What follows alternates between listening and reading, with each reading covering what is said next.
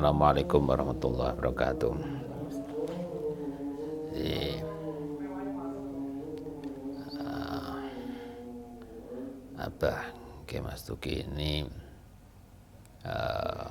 lahirnya di Jepara, ya, di Jepara, masuk kategori zaman dulu termasuk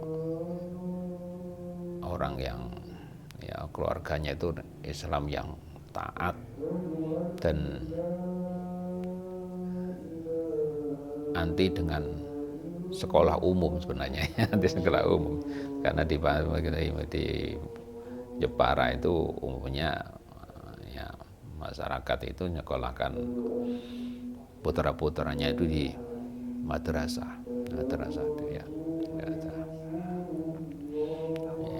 Jadi apa ini banyak pendidikan yang mulai sejak kecil itu punya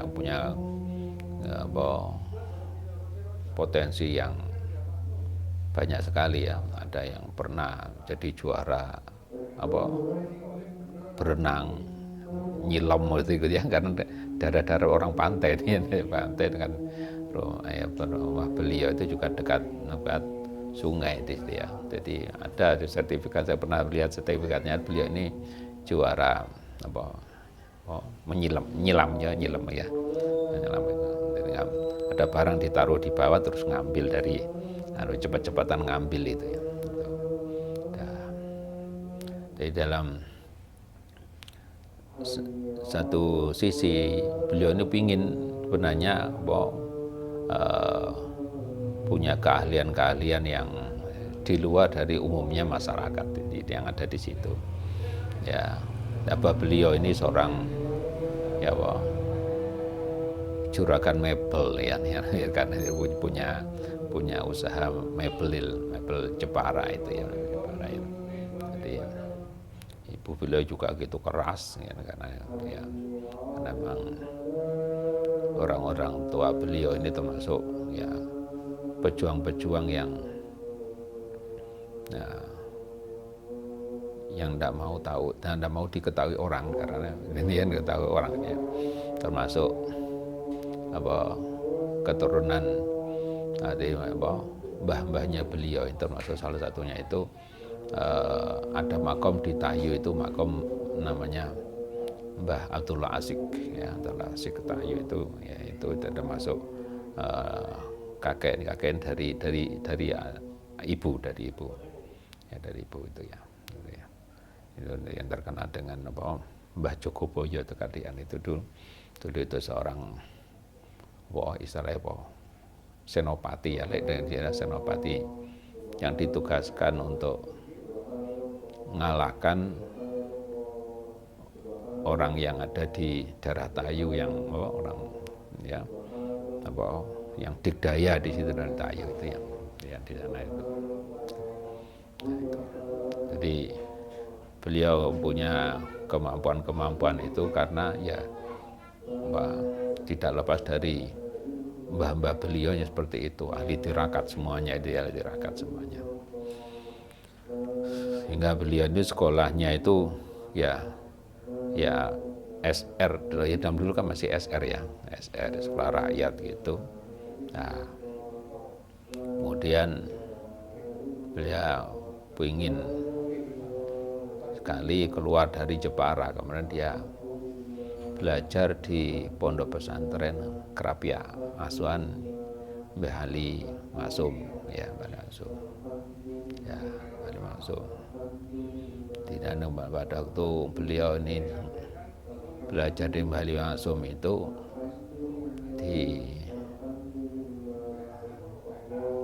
minta beliau, karena Mbah Ali mengatakan, kamu mau belajar di sini yang cepat, tidak seperti umumnya orang, tapi ada syaratnya. Syaratnya kamu 3 tahun tidak boleh pulang, gitu ya, tidak boleh pulang. Diiyakan beliau, ya beliau ini. Apa itu termasuk orang yang saking senangnya dengan kiai itu ya, jadi hikmahnya ke Mbah Ali Maksum itu ya tanpa diminta gitu ya. Jadi termasuk ya tanpa diminta sering apa ngisi jedengnya apa kamar mandinya ya maksum, tanpa diminta juga terus suka nyapu-nyapu pondok nih ya. Itu sehingga Mbah Halim Maksum itu punya kesenangan melihat orang ya Abah itu gamanya orang sergap gitu ya. Ada orang sergap di situ. Ya, jadi sampai dia di Mbah Halim Maksum itu tiga tahun betul itu, 3 tahun betul. Setelah 3 tahun beliau diajak oleh Mbah Halim Maksum untuk ke rumah, diajak makan di situ, suruh ngambil sendiri. Ya, apa tidak makan ya enak-enakan itu, enak-enakan itu, enak-enakan. Ya, ada temannya juga di itu. Akhirnya setelah makan itu selesai semua, terus Mbah Halim Maksum tanya, sudah selesai semua? Sudah. Ya, nanti Mbah Halim Maksum itu kiai zaman dulu beda dengan kiai zaman sekarang ya. Mbah dulu itu terus ya beliau ini mengatakan siapa yang makannya banyak berarti dia mengambil ilmu dari saya banyak. Yang makan sedikit berarti ngambil ilmu dari saya sedikit itu ya. Jadi itu kiai-kiai zaman dulu itu model seperti itu sih, untuk transfer ilmunya itu ke situ ya.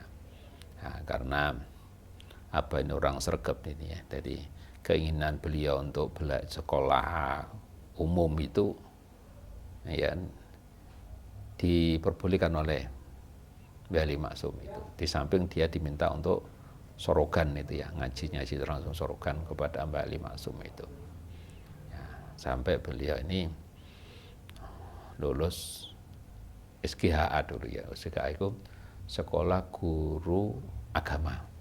Ya, sekarang apa PGA ya, PGA itu kan. PGA. Tapi itu lulus itu sudah boleh ngajar, ya, SGHA itu sudah boleh ngajar.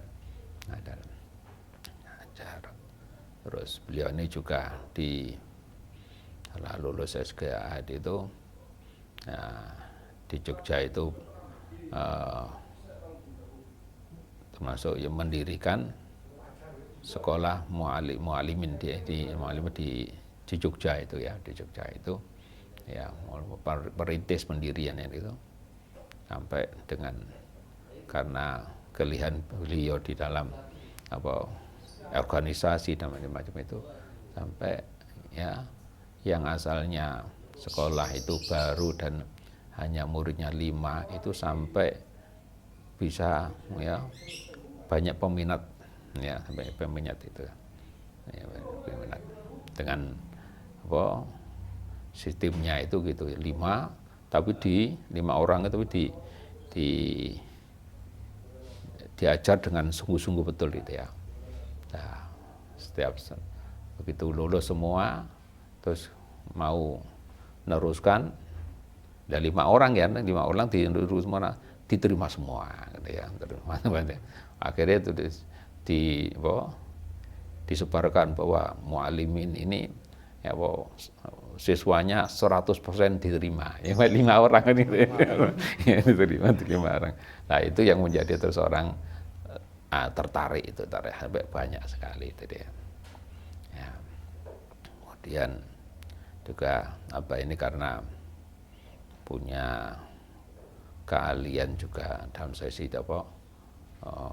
pidato gitu ya, pidato itu punya keahlian dalam sisi pidato di situ, hingga sering di pondok itu diundang-undang untuk ceramah-ceramah itu gitu ya. Sampai suatu ketika itu beliau undang ceramah pada waktu itu, terus bersamaan dengan almarhum Kiai Bisri Mustafa itu ya. Nah, ayahnya Bang Mustafa Bisri ya, Mbak Bisri itu. Nah, setelah Mbak Bisri melihat itu, ada anak ya, masih muda ya, balwirannya kok cara penyampaian pidatonya pinter gitu ya, terus akhirnya diminta ya, karena Mbak Bisri itu ya, diminta untuk dipek mantu kan mengenai gitu ya, dia mantu dia mantu dia. Akhirnya apa ya nerima aja yang minta kiai untuk minta aja gitu. Jadi apa di Krapia itu memang ditaktar oleh Lima Masum untuk ya, karena pondok-pondok Kiai Masum kan orang maklum-maklumnya kan ahli debat ya, di sana ahli debat. Jadi asal muasalnya apa di Jogja itu ikut Muhammadiyah teman ya, Muhammadiyah sampai pengurus wilayah di Jogja itu. Tapi pada suatu ketika itu ada permasalahan yang tidak bisa dijawab di situ. Jawab akhirnya terus debatan di situ. Nah itu akhirnya terus karena orang-orang Muhammadiyah debat tidak ada yang bisa menjawab, itu akhirnya terus keluar dari ya, Muhammadiyah itu. Nah kemudian pingin meneruskan ya, karena sudah punya istri, pingin punya pekerjaan, akhirnya ada ikatan dinas. Ikatan dinas ngajar di Kalimantan di situ.